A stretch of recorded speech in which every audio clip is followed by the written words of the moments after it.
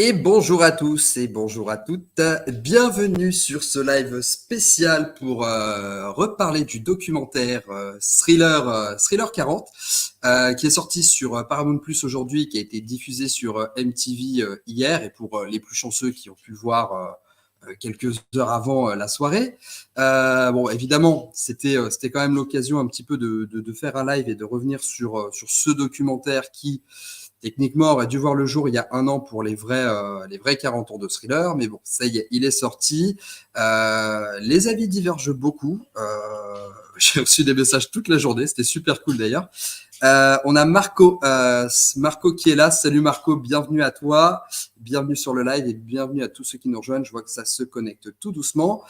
Et on a Michael King qui est là. Salut à toi aussi, bienvenue. Et je vais accueillir tout de suite mes intervenants. Alors, je vous le dis, on va se faire à peu près 1 heure de live. On va discuter tranquillement du documentaire. Hein. N'hésitez pas à intervenir. Moi, j'essaierai de vous lire le plus possible sans louper un message comme d'habitude. Et puis voilà. Et comme je vous le rappelle, hein, bienveillance, tous les avis sont à accepter. Hein, pour ceux qui ont adoré le documentaire, ceux qui l'ont détesté, il n'y a aucun problème. Tout est subjectif. Alors, je vais accueillir mes invités. Je suis extrêmement content de les avoir ce soir et mes compères avec qui j'ai l'habitude de faire des lives. Je suis toujours très, très heureux. Et donc, j'accueille... Hop. Et évidemment, ça bug. Voilà. Je vais accueillir Yann des Live in the Closet. Salut Yann. Salut les cocos. Ça va bien les enfants? Bah écoute, je suis désolé, au contraire, lâchez-vous. Moi, je dis pas de compromission, balancez la sauce. Allez-y, on est prêt à recevoir. Enfin, surtout Greg. Tu t'es fait tout beau, mon Yann, ce soir. Ouais, t'as vu ça? Je savais qu'il y avait une fille ce soir, alors je me suis dit, bon, non, je déconne. Je suis habituellement comme ça, bien sûr.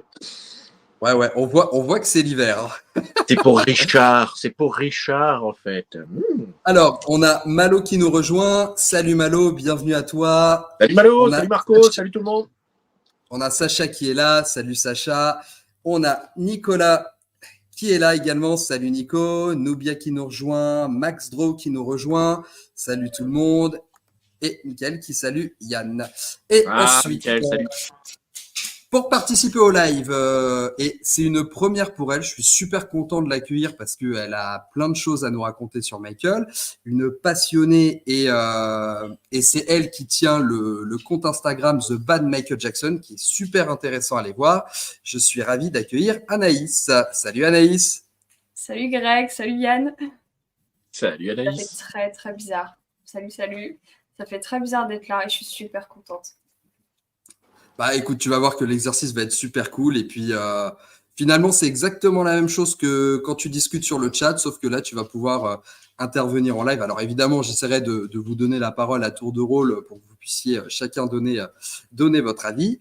Et enfin, en troisième invité, évidemment notre auteur préféré qui nous a fourni le dictionnaire le plus rempli de Michael Jackson avec la totale. J'ai le plaisir d'accueillir Richard Lecoq. Salut Richard. Ne te cache pas, tu vas parler. Hein. Coucou, salut à tous. Voilà. Salut Richard. C'est juste dans un thème fin d'année un peu parallèle à Thriller. Voilà. Je voulais vous montrer. Commentaire sur le storybook, c'est ça? Oui, voilà. Non, mais bon, je sais pas ce que je vais faire avec ça, mais non, voilà. J'étais un petit peu bon, on va en parler, mais je voulais qu'on parle plus de ça, donc je le montre. Voilà. Ça marche. De toute façon, on va l'évoquer. Il n'y a pas de souci. Écoutez, là, on est une bonne vingtaine, donc je vous propose qu'on commence. Et je vais laisser Yann commencer, qui se disait être l'avocat ce soir. Oui, alors je sais pas, j'ai pas eu le temps de demander à Anaïs son avis, mais on a un petit peu débriefé vite fait avec Greg aujourd'hui et puis hier soir en quasi live aussi, avec Richard et notre ami François. Et j'ai lu quelques commentaires et j'ai bien constaté quand même qu'il y avait quelques commentaires négatifs et qu'il y avait de la négativité dans l'air. Alors je me suis dit peut-être que je vais être obligé de faire l'avocat du diable. Donc, tel Cyril Hanouna, j'aimerais déjà remercier l'esthète pour avoir fait le documentaire. Hein, parce qu'il faut bien le reconnaître qu'on a à un moment donné cru qu'il n'arriverait plus. Donc nous avons enfin eu le documentaire. C'est déjà un point positif. Je vous rappelle qu'il était prévu pour l'année dernière. Bon, donc j'ai envie de dire, point positif, nous avons le documentaire. On aurait pu ne pas l'avoir du tout. Donc vous voyez, il ne faut pas voir les choses en noir, les enfants. Il ne faut pas voir les choses en noir. On a eu le documentaire.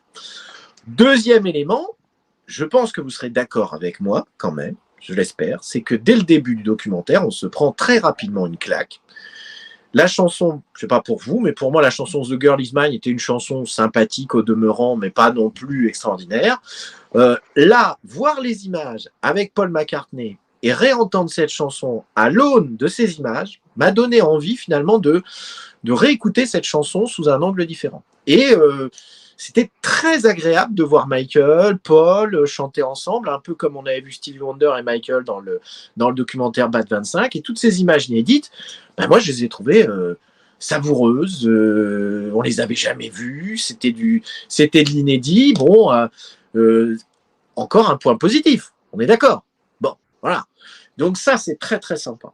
Il y a quand même eu des musiciens de Thriller qu'on a pu apercevoir. On a quand même eu quelques personnages qui ont témoigné et qui nous ont un peu remis dans cette ambiance, y compris la vue des studios, Evan Hertz, etc. Enfin, des endroits mythiques où la magie a été créée.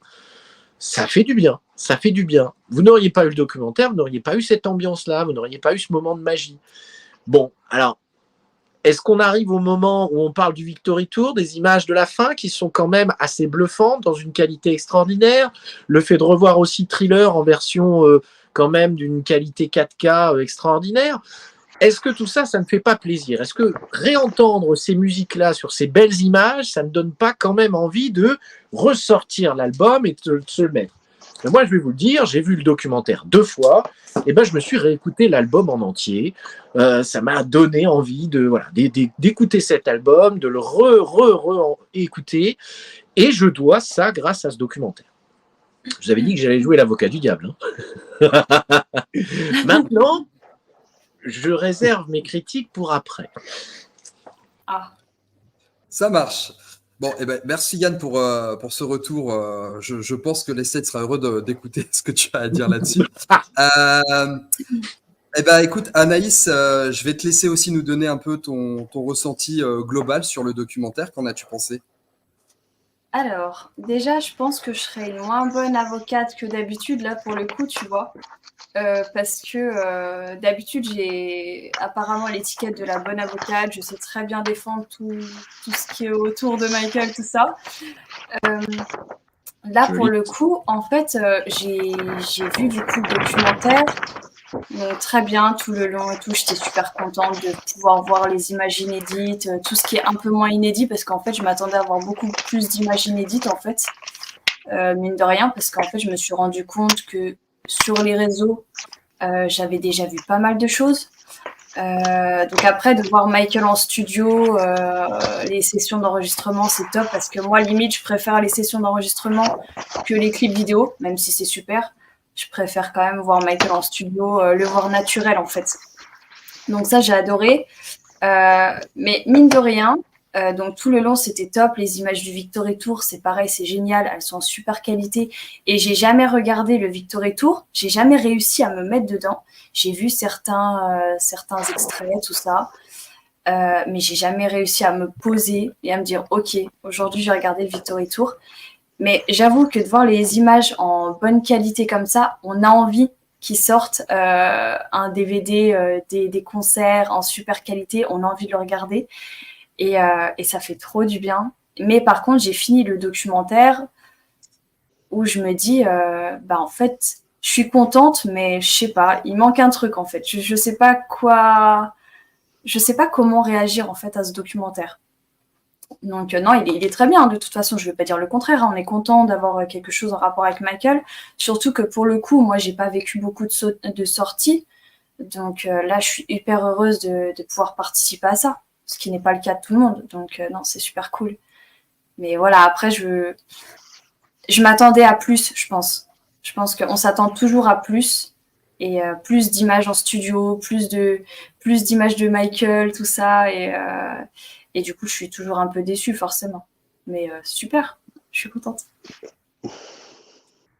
Ça marche. Voilà. Merci beaucoup Anaïs pour ton partage. Bon, évidemment, on va débattre et développer un petit peu après. Et maintenant, on va écouter Richard. Donc, Richard, qu'as-tu pensé de ce documentaire sur le Hit Storybook? Bah écoute, alors, je rejoins ce que vont dire, ce que disent mes amis sur les points positifs et les points intéressants. Oui, effectivement, il y a des images inédites, heureusement. Attends, je fais ma vie. Pourquoi on t'appelle Richard? Et du coup, il y a beaucoup d'images inédites et intéressantes, et ça, c'est. Enfin, je vais dire, c'est un petit peu. Je sais pas la base, mais moi, ce qui me gêne un petit peu, c'est qu'on s'enthousiasme pour des choses qui sont aussi ce que doit faire l'esthète, quoi. C'est si en plus ils ne nous mettent pas d'images ou de choses un petit peu inédites pour découvrir des choses. Non, là, je viens après. Et du coup, s'il n'y a pas, enfin, c'est ça, en fait, c'est qu'on arrive à un stade où dès qu'on a 10 secondes d'inédit ou 10 secondes un peu particulier, on se dit ah super, on a quelque chose de nouveau sous la dent, alors que ça fait partie d'un package. Je vais faire un parallèle qui vont c'est un petit peu grossier et qui vont ce qu'il faut, mais quand on a vécu la sortie des émissions spéciales sur le Backtour ou la fameuse VHS Zero Continues, moi à l'époque j'avais payé la VHS, j'ai ramené chez moi, j'ai pris une méga claque parce que c'était bourré d'images inédites, c'était un portrait de Michael qui était super bien construit et sur lequel que j'ai pu visionner, je ne sais pas le nombre de fois que j'ai dû me regarder ce documentaire, tu vois, limite dans une journée, des fois je me regardais 2-3 fois, tu vois. Tandis que là, bon, c'est vrai que il y a aussi l'attente qui a été créée depuis plus d'un an, on ne savait pas si ça ne pas, on a compris que c'était bloqué pendant 2 mois à cause de la famille de Rod Temperton, qui a demandé un gros chèque pour que les puissent utiliser des compositions de Thriller et de Baby Mine. Donc il y a aussi encore une fois, tout un contexte politico-juridique, machin, qui fait que les choses ont été ralenties. Et au final, j'ai regardé le documentaire. Bon, ok, tout ce qu'a dit Yann, je suis d'accord avec toi sur les images de The Girl Is Mine. Là, ça commence par ça, parce que je pense que c'était la grosse cartouche qu'ils ont mis au début, parce qu'ils savaient qu'il fallait nous choper dès le début là-dessus. Le Victory Tour, implacable, je peux rien dire là-dessus. Voilà, c'est la HD totale. Moi, j'avais entendu dire que seul les concerts à partir du Batour ont été tournés en argentique, en cinéma. Là, on voit que le Victory Tour a été tourné comme ça aussi. Donc, c'est assez incroyable. Et puis après, moi, ce qui leur sort quand j'ai arrêté quand j'ai vu, à la fin du documentaire, au moment du générique, bon, des fois, j'étais choqué par toutes les pubs sur les projets posthumes qui sont à côté. Et puis surtout, ce que j'en ai ressenti, c'est que c'est super décousu, c'est pas dans tous les sens, c'est pas quelque chose qui est linéaire, c'est pas chronologique. Et puis il y a plein d'oublis. Alors, plein d'oublis, mais aussi des choses qu'ils n'ont pas réussi à avoir. Ils n'ont pas réussi à avoir des tas de collaborateurs, ils n'ont pas réussi à avoir des gens importants. Il n'y a aucun membre de la famille Jackson qui était quand même très présent dans les Michael à cette époque-là. Donc, je l'ai vu. Je me suis même dit, bon, quand j'ai réussi à choper une version sur un fichier, je vais faire un montage avec des images uniquement inédites et me passer que ça, en fait, parce que le reste, moi, Usher, Mary J. Blige, j'ai rien contre eux, je les aime beaucoup, mais on les a vu plein de fois parler de Michael, et ça n'apporte rien de plus. Matt Forger parle 10 secondes. C'est que des choses comme ça, quoi. Et, on a vu il y a quelques jours sortir les photos inédites de la pochette de Thriller. Ils n'ont pas été chopés de Dick Zimmerman, mais qui pouvaient raconter un peu la session, nous montrer des images là-dessus. Donc je trouve que ça part dans tous les sens, ça aborde un peu chaque sujet, dans le désordre, un peu en mode shuffle. Et on sort de là, on a une promo pour This Is It, The One, Immortal et MJ The Musical. Et merci, au revoir. Donc, bon.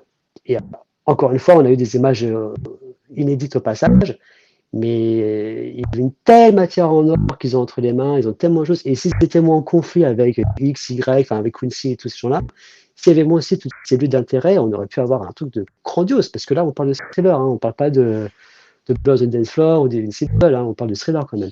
Et on n'a pas eu ça. Voilà. C'est un peu ce que j'en ressors à brûle pour point. Ok, merci beaucoup Richard pour le partage. Alors pareil, on va développer un peu.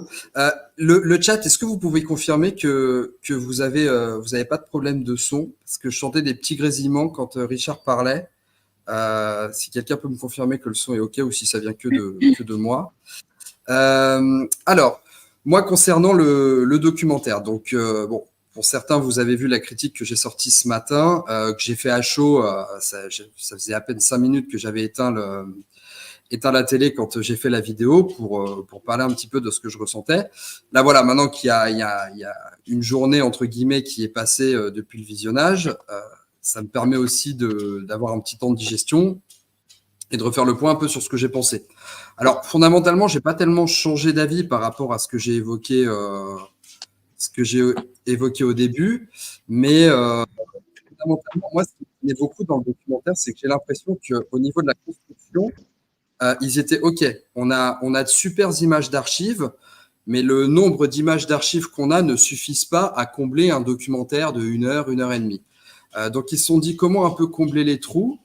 Et ils se sont dit, ah bah tiens, si on faisait venir Usher ou Mary J. Blige et Mark Ronson, ils vont nous raconter comment ils ont vécu leur découverte de Thriller.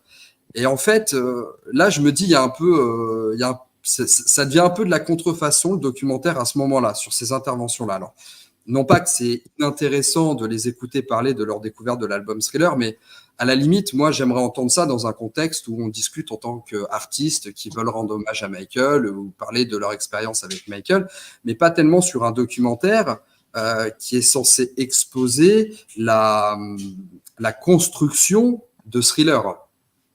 Et un élément important que j'ai évoqué dans ma vidéo, alors je pense que encore une fois, en termes de cible, on a encore un problème où les States ne cherchent pas à cibler les fans, mais à cibler une espèce de grand public en rendant ça, en le mettant sur Paramount Plus ou quoi. Ça, moi, je trouve ça très bien sur le principe.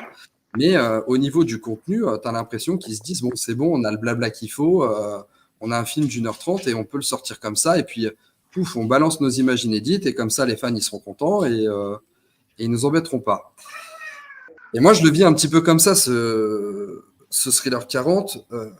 Les interventions, finalement, qui étaient intéressantes, c'est ceux qui ont travaillé sur l'album. Alors, les choristes qui parlent de Wanna Be Starting Something, c'est assez bref, mais c'est assez sympa. John Landis aussi, qui revient un petit peu sur la conception du clip de Thriller, c'est assez cool. Et bon, là, je vois, vous êtes beaucoup sur le chat. Je suis désolé, hein, les amis, vous envoyez beaucoup de messages. Je suis pas tout, mais j'essaie de tous vous lire. Voilà, on a évoqué les images du Victory Tour qui, en fait, on est entre le super, c'est génial, et le frustration de qu'est-ce qui se passe, pourquoi ça sort pas. Alors, on le sait que tout ce qui existe et qui ne sort pas, c'est d'abord, il y a beaucoup de problèmes de droit, de choses comme ça. Mais moi, j'ai envie de vous dire, les problèmes de droit, c'est pas que la bonne excuse pour les States de dire venez, on sort rien. Parce qu'à un moment donné, il faut aussi savoir mettre un peu la main au portefeuille et payer les gens comme ils doivent être payés. Et aujourd'hui, tu te retrouves avec un documentaire sur Thriller où les States est fâché avec Quincy Jones, donc on fait comme si Quincy Jones n'avait pas eu l'influence qu'il a quand même sur l'album, qui est fondamental. Et ce que tu disais, Richard, le clan Jackson qui est inexistant sur la période, le Motown 25 quand même, qui est un élément important auquel ils y ont contribué, le Victory Tour également. Donc, le documentaire est pas mal construit, c'est pas un mauvais documentaire, mais pour moi, c'est plus un témoignage, en fait, qu'un réel documentaire où j'apprends des choses. Et c'est vraiment ma plus grande frustration au niveau du... Richard, je coupe juste ton micro. Hop. Hop. Je te remets après. Et voilà. Et tu vois, là, Yann était en train de soulever la jaquette du disque. C'est pareil. Michael a mis des dessins de lui dans Thriller. C'est idiot, mais c'est même pas évoqué, quoi. Enfin, il y a beaucoup de choses, je trouve, qui valaient le coup d'être évoquées, qui ne le sont pas. Et moi, voilà le dessin pour The Girl Is Man que je trouve sublime. Et en plus de ça, The Girl Is Mine, alors c'était super cool de le voir dans le documentaire, mais finalement, comme ça avait déjà été révélé l'année dernière, un peu pour promouvoir le documentaire, et je me souviens que l'année dernière, je me disais un peu comme Yann, ça se trouve, le truc va jamais sortir de la même manière que Thriller 3D, on n'a jamais vu la couleur. Donc voilà, voilà ce que j'ai à dire globalement sur le documentaire.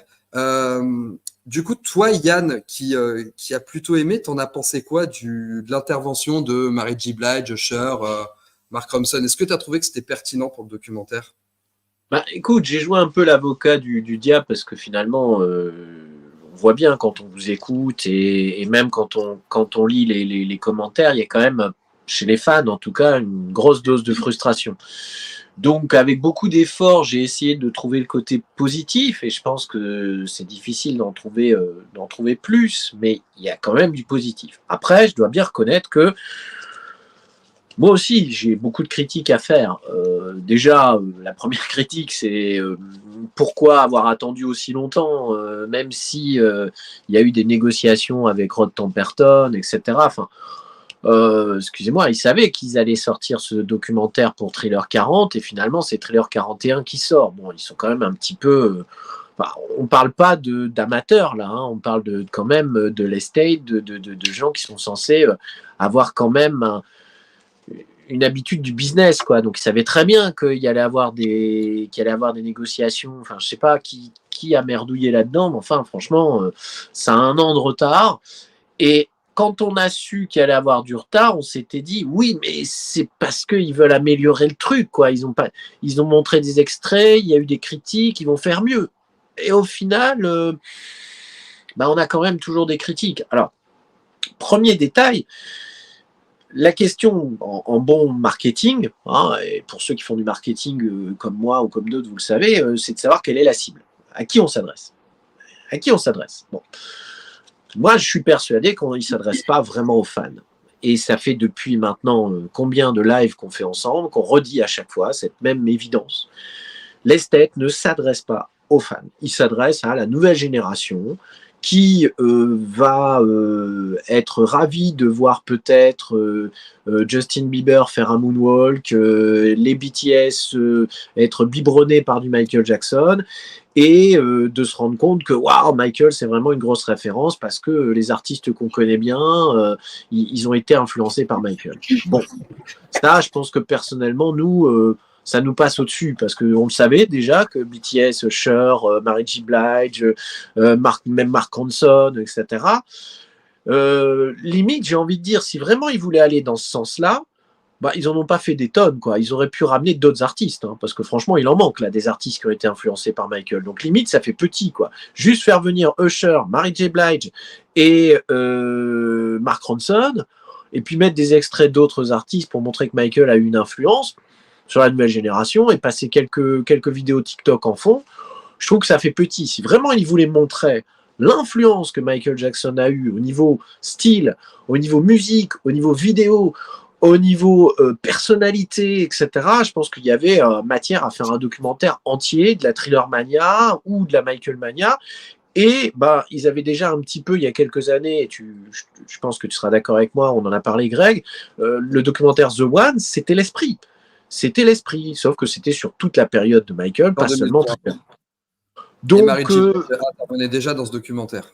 Voilà, donc on a l'impression d'une redite sur la période Thriller, mais en moins bien, avec moins de monde, et donc ça c'est décevant. Après il y a la partie, peut-être que nous en tant que fans, on est un peu trop influencés parce qu'on a vu Bad 25, le documentaire de Spike Lee qui était, voilà, je pense que tout le monde a en tête ce documentaire-là, qui est magnifique, qui est extraordinaire, qui nous met dans l'ambiance. Je ne sais plus qui a dit ça, mais tu as vraiment l'impression, c'est peut-être toi d'ailleurs, je crois, c'est toi, Greg, qui a dû dire ça, tu vis à l'intérieur de la création de l'album Bad, quoi. Bon, là, il faut bien reconnaître que Nelson George ou ceux qui ont créé le documentaire avec lui n'ont pas vraiment su nous emmener dans les coulisses, dans le studio, pour nous aider à revivre ce moment-là. Ils ont essayé, parce qu'ils avaient des belles images, et encore une fois, je reviens sur ce que j'ai dit tout à l'heure, Vraiment, c'est appréciable, ces images-là. Mais ça ne va pas assez loin pour nous faire revivre de l'intérieur. Même, et, je sais pas, enfin, si toi, Anaïs, Richard ou bien Greg, vous pouvez me confirmer ça, mais moi, j'ai écouté 2 fois le passage où ils mettent, où on entend Wanna Be Starting Something. C'est un remix ou je rêve qu'ils nous ont mis au départ? Moi, j'ai cru entendre un remix, quoi. C'était même pas la chanson. Ben, à un moment donné, on entend, on voit le studio, on entend un son étouffé. Puis d'un seul coup, on arrive dans le studio et j'ai le sentiment que c'est pas du tout la rythmique originale, mais que c'est un remix. Et là, j'étais limite choqué. Ils avaient peut-être peur des droits d'auteur.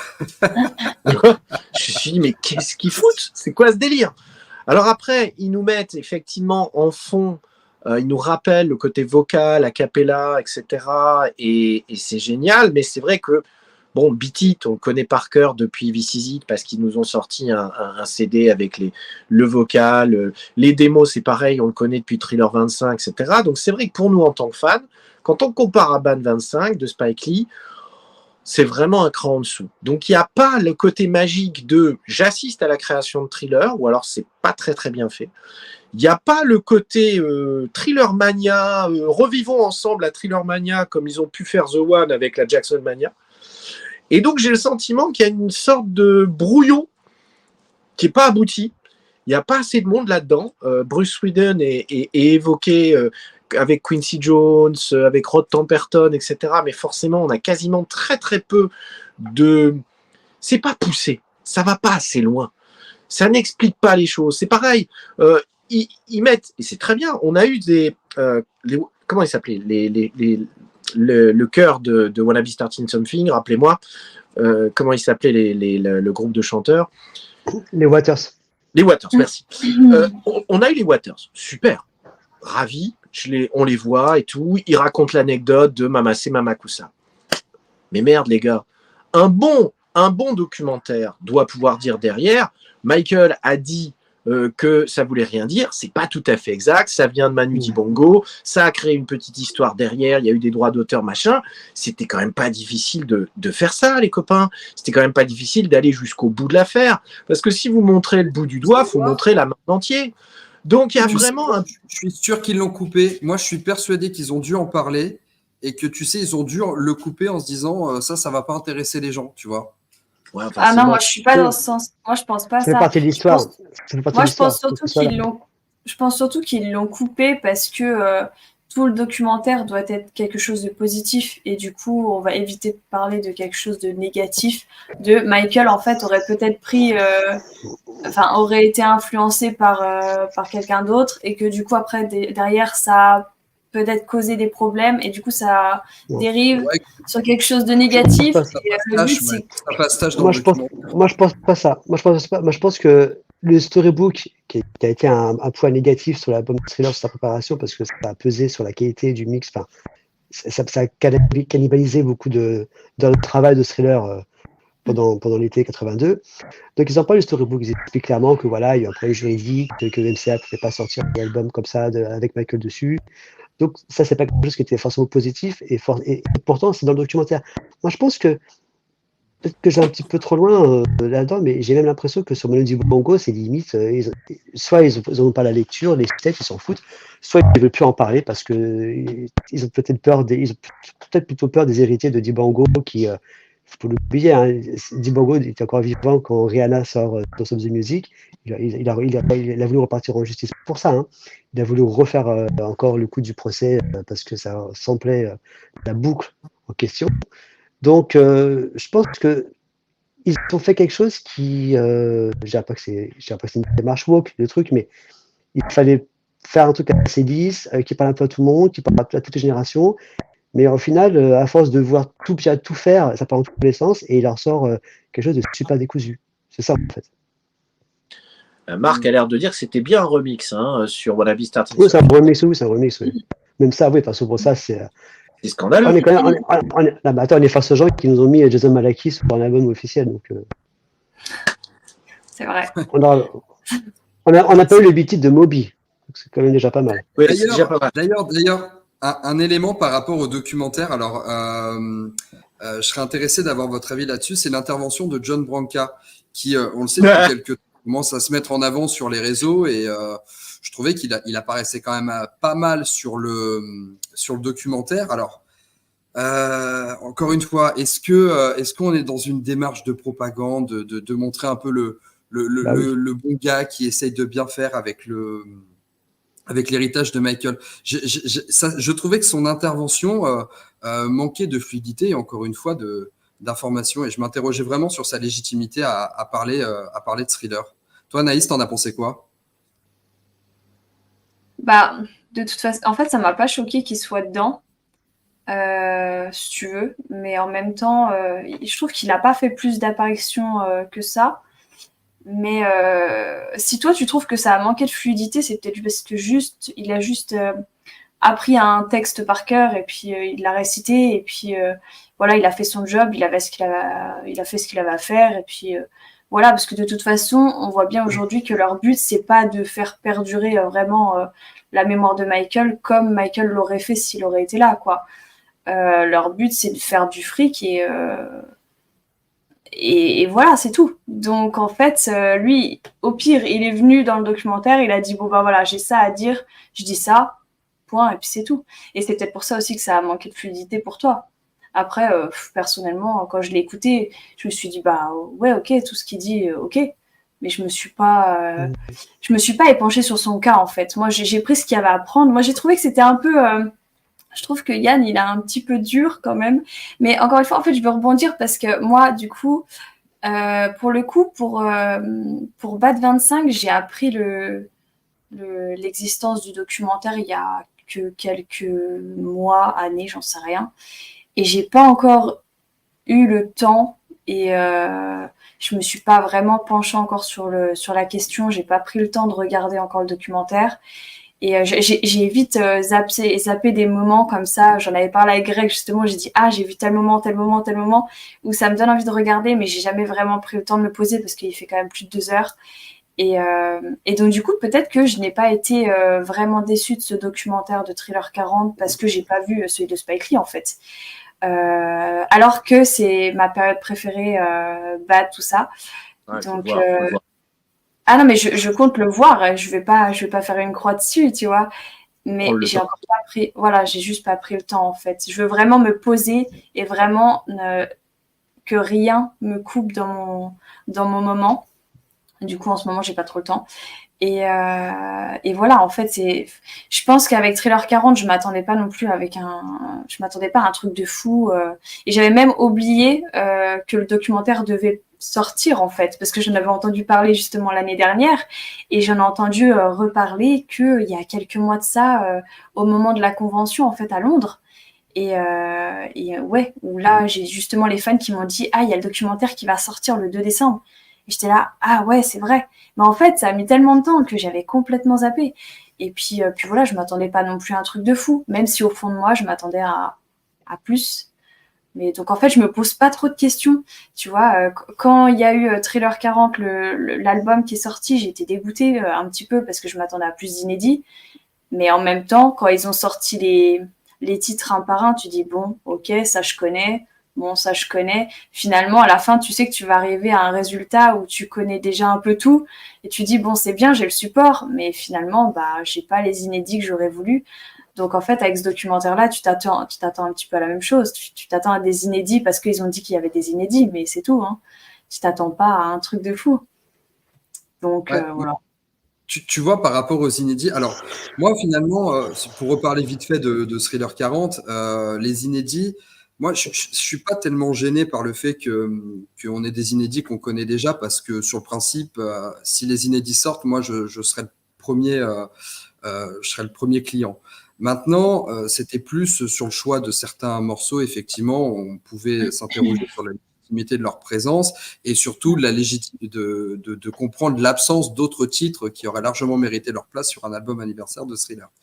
Ça, sur la partie inédite. Après, en ce qui concerne le documentaire, tu vois, donc vu que tu lances sur les moments inédits, on va dire, sur les archives, effectivement, on le voit pour ça. Enfin, nous, en tant que fans, en tout cas, on le regarde pour voir ces images inédites, pour voir Michael parler de son bébé, en parler dans le processus créatif de ce qui est Thriller. Mais encore une fois, j'ai vraiment l'impression que, tu sais, c'est comme quand tu vas à Leclerc, tu cherches un gâteau d'anniversaire pas de patrouille, alors qu'il y a un joli visage pas de patrouille sur le gâteau, mais quand tu découpes le gâteau, à l'intérieur, C'est fade. plein de sucre dégueulasse, quoi. Tu vois? En fait, Ouais. c'est vraiment la sensation que j'ai avec toutes les parties inédites qu'on a eues dans le documentaire. Et encore une fois, je le rappelle, je ne sais pas si vous vous en souvenez aussi, les garçons, mais les images de The Girl Is Mine, c'était un kiff. Mais comme ils s'en sont servis pour vendre le documentaire l'année dernière, j'avais pas la sensation de découvrir les images dans le documentaire pour The Girl Is Mine. Mais par contre, à côté de ça, c'était vraiment un plaisir de les découvrir l'année dernière. Et justement, ça lançait un peu le truc en se disant, pour recomparer à Bad 25, de se dire, on va vraiment voir les coulisses de Thriller. Et c'est en ça, moi, que je trouve qu'il y a un vrai problème, en tout cas, sur la promesse. C'est pas que le documentaire est mauvais, c'est pas un mauvais documentaire. Je veux dire, demain, M6 te propose le même documentaire, je dirais, le documentaire est correct et il serait à la hauteur de la promesse. Mais tu parles de M6, donc tout ce que fait M6, c'est tellement dans les, enfin, ça sort des égouts. Donc, dans cette approche un peu tout public. Et alors, et je sais pas encore une fois si c'est mon ressentiment vis-à-vis de l'esthète que l'intervention de John Branca m'a dérangé. Vous, les garçons, vous en avez pensé quoi de John Branca? Je peux dire un point là-dessus. Ouais, alors, il y a deux choses. Moi, effectivement, je trouve que le documentaire est un peu à l'image du CD qu'on a eu l'an passé. C'est-à-dire que j'ai eu l'impression, le CD l'an passé, on avait l'impression qu'ils l'ont fait parce qu'il fallait le faire et qu'on les a saoulés pour faire ça et que Sony a aussi dit, bon, ça fait un peu de temps qu'on a rien sorti, il faut quand même un truc. Ils ont livré des démos complètement, pour la plus grande partie, qui sont anachroniques, qui ne sont pas liées à l'époque Thriller. Bon, on sait très bien. Bon, ils ont remis des choses, ils ont même mis des chansons moins bien masterisées que ce qu'on a eu auparavant. Donc, je pense à Carousel. Et documentaire, alors, je ne sais pas si vous avez remarqué, mais le Twitter de Nelson George, maintenant, il est protégé. On ne peut plus avoir accès à ses tweets, sauf si on suit sa page et si lui, je pense, l'autorise. Donc, je pense que Nelson George, je suis pas sûr qu'il soit sorti de ce projet indemne, un petit peu comme El Harid sur Escape, parce que El Harid, après Escape, a dit je ne veux plus jamais bosser avec John Branca. C'était un cauchemar pour lui, et Dieu sait que El Harid a beaucoup fait pour que Escape soit Escape, qui est pour moi un des meilleurs projets posthumes. Et c'est pas John Branca qui a fait Escape, hein, c'est El Harid, faut bien rappeler ça. Et du coup, le documentaire, c'est un peu ça aussi, quoi. On a l'impression que ça a été un accouchement douloureux d'un documentaire qui devait être quelque chose de cool, qui devait nous remettre dans l'immersion. Il y avait de quoi faire quand on voit le peu de matières premières qu'ils ont mis en archive dans le documentaire. On imagine qu'il y en a plein d'autres. Ils auraient pu nous faire quelque chose d'incroyable sur tout, sur toutes les phases, sur toutes les dates clés de la promo Thriller. Et au final, on a quelque chose qui part dans tous les sens. Après, John Branca, pour revenir à lui, il se starise depuis maintenant plusieurs mois via son compte TikTok et Instagram. Il raconte des histoires de lui et Michael, voilà, en mode combien Michael lui a offert de Rolls-Royce, des choses comme ça. Ok, pourquoi pas. Bon, c'est vrai que là, en ce moment, en plus, il est en guerre ouverte avec Catherine et tout le clan Jackson parce qu'il y a cette histoire de revente qu'il veut faire de toutes les chansons que Michael a composées à Sony. Donc là, on est clairement sur la dilapidation totale de l'héritage de Michael pour le reverser à Sony. Donc oui, il se starise. Moi, là où j'étais quand même heureux, alors un truc que je trouvais bien dans le documentaire, c'est qu'on ne voit pas Karen Langford, qui est pour moi la pire chose qui ait pu arriver dans les sets, en plus de Branca. Parce qu'elle, c'est celle qui dit non à tout, hein. C'est elle qui dit non à telle ou telle chose. Dès qu'il y a un projet sympa ou l'idée sympa qui est mettre chez Sony pour faire du marketing intéressant, elle coupe tout. La soirée on a pu aller pour le lancement de Thriller 40 avec Yann, bon, c'était une soirée qui était un peu faite à l'économie sur tous les points de vue, notamment à cause d'elle, parce qu'il y avait d'autres idées pour la soirée qui étaient mises sur la table. Elle a tout refusé. Donc, moi, John Branca, il y a un moment où, d'ailleurs, c'est ce que m'a fait remarquer François Allard, c'est qu'à un moment donné, il se montre une photo de lui jeune. Il n'y avait pas une photo de lui avec Michael, juste une photo de John Branca jeune. C'est comme si on assistait un peu à un documentaire sur sa vie à lui. Il dit, ben voilà, j'étais dans mes années collège, je ne sais pas ce que je foutais là, mais j'étais étudiant. Il faut savoir qu'au début, il voulait faire du rock. John Branca, c'est un musicien. Il leur manquait une prise. Il nous manque 2 minutes voilà. une photo de toi. Non, mais c'est. Ouais. Non, mais en fait, il y a l'histoire qui raconte qu'il a dit à Catherine, quand Michael est mort, il a dit à Catherine, bon, Catherine, maintenant, Michael Jackson, c'est moi, quoi. En gros, c'est moi la marque, c'est moi le truc, quoi. Donc voilà. Oui, oui, bien, il me fait dire ça. Donc, moi, sa présence, finalement, me surprend pas parce que on voit un peu comment est le personnage, quoi. Il est très égocentrique. Je coupe mon micro. Ça marche. Toi, Yann, du coup, t'en as pensé quoi de l'intervention de Branca? Bah, écoute, malgré toutes les critiques qu'on peut avoir sur lui, sur le travail de l'esthète, je suis pas surpris qu'il soit dans un documentaire produit par l'esthète, financé par l'esthète.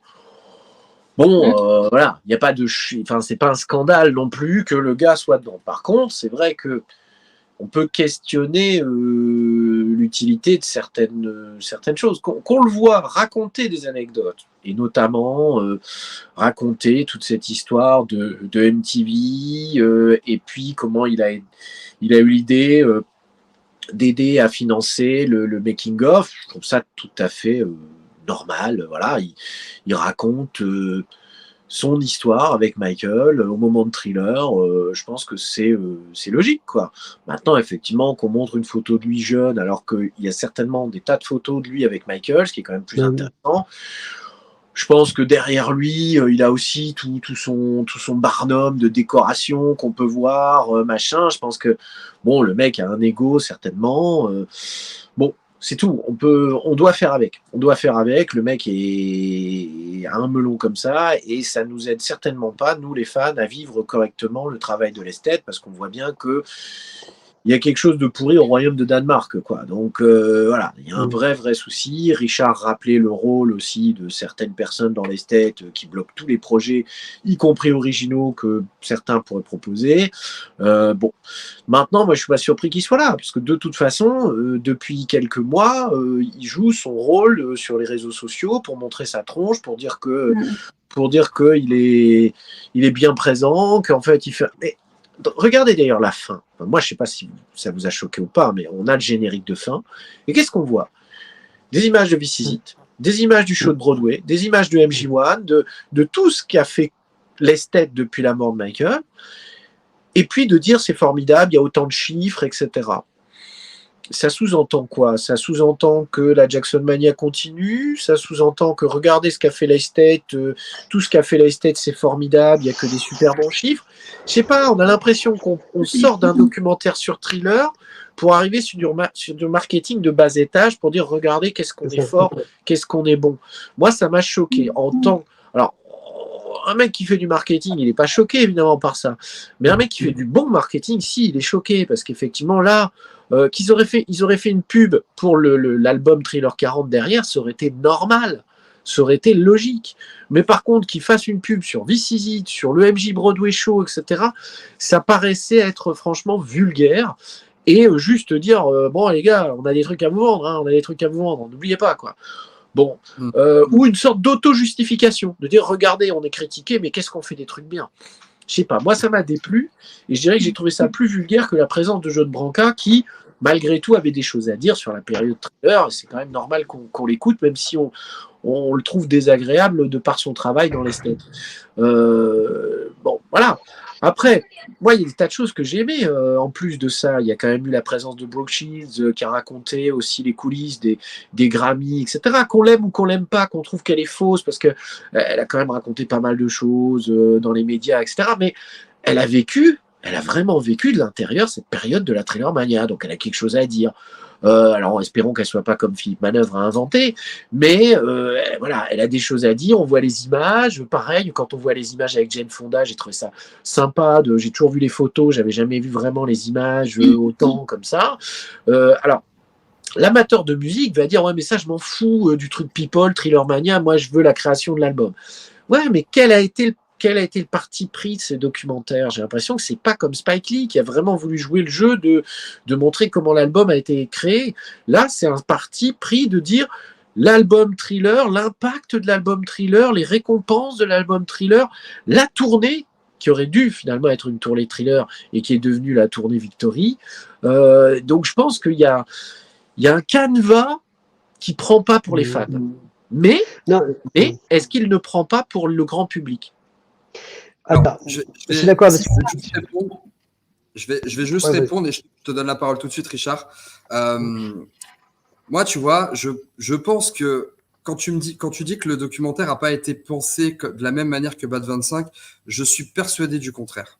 Je suis persuadé du contraire et je suis même convaincu que ils ne se sont pas dit, oh, on va reprendre encore Spike Lee ou quoi pour ci ou pour ça. Je pense que d'abord, il manquait cruellement d'images d'archives pour illustrer le documentaire. Ça, j'en suis convaincu. Et je suis même persuadé que la direction qu'a pris ensuite le documentaire pendant sa construction, de dire, ah bah tiens, on va faire intervenir Mary J. Blige, on va appeler Usher et qui nous parle de comment ils ont vécu Thriller et tout. Et ça rejoint exactement ce que tu disais par rapport à cette espèce de grosse pub pour les States. Moi, il y a un élément qui m'a marqué dans le documentaire. Alors, non pas que l'élément en lui-même soit gênant, au contraire, c'est cool de parler de ça, mais qu'est-ce que ça fout dans un documentaire thriller? C'est le coup de TikTok. Le coup de, ah, regardez, Michael Jackson est sur TikTok et tout le monde fait des trends sur TikTok et c'est génial. Alors, sur le principe, moi, je suis ravi qu'on dise que Michael est dans le coup et qu'il est sur TikTok. Mais foncièrement, tu te dis, mais qu'est-ce que ça fout dans un documentaire pour Thriller? Et là, ça rejoint totalement ce que tu disais. Moi, je suis persuadé qu'ils étaient partis dans l'idée, bon, allez, faut peut-être qu'on fasse un documentaire pour Thriller, faut qu'on parle de Thriller et que les gars n'avaient pas ce qu'il fallait pour raconter réellement la genèse de chaque chanson et tout. Et je vois dans le chat, vous êtes beaucoup à intervenir là-dessus, sur le fait qu'on n'ait pas évoqué la construction des chansons, tout le processus créatif. Et je suis vraiment convaincu de ça. Et moi, le coup de TikTok, encore une fois, je me suis vraiment dit, qu'est-ce que ça fout là? Voilà, vas-y Richard, je te laisse rebondir. Non, oui, deux choses. Premièrement, je pense qu'il y avait une vraie histoire à raconter, qui est un peu racontée par bribes. Et en fait, on sent que sur 1h30, déjà, il irait bien 10 cadres à rappeler la carte de Michael et Jackson 5, The Wall, machin, alors qu'en fait, ça aurait pu commencer direct comme Bad le fait, tu vois. On arrive à la fin de Thriller, puis on arrive sur Bad, ça enchaîne. C'est vrai que c'est très rapide là-dessus. Et je pense qu'en ça, il y a une vraie histoire qui t'a raconté, une progression avec les temps forts. T'as le clip du Billie Jean qui arrive, après Beat It, après le Moton 25. Donc, vous avez montré cette gradation d'événements que, enfin, moi, en tout cas, j'ai vécu à l'époque. Enfin, donc, on a vécu on ayant vécu la promo Thriller, depuis là on était en France et tout, on voit quand même des choses arriver. Donc, on a vu les clips arriver, donc on a aussi vu CSI. CSI n'est pas dans le clip, pareil, pas dans le documentaire. C'était aussi un gros duo avec McCartney qui était beaucoup plus fort que The Girl Is Mine auprès du grand public. Les gens se rappellent plus de CSI que de The Girl Is Mine, il ne faut pas se leurrer là-dessus.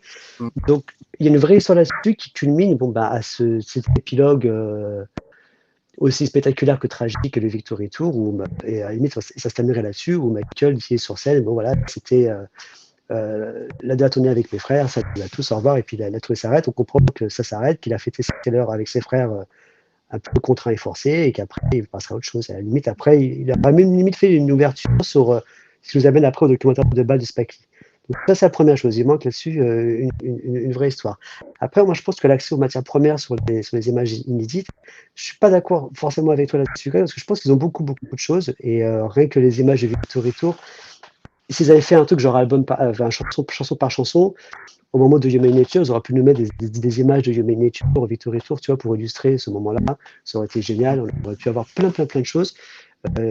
On a vu il y a quelques semaines ou mois des images furtives du making-of de Billie Jean faites par une télé américaine, je crois.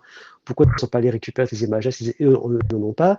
On sait que les rushs de Steve Barron et Billie Jean, ils ont fuité il y a quelques années sur Vimeo. Il y a pas mal de plans alternatifs qu'on a pu découvrir ainsi.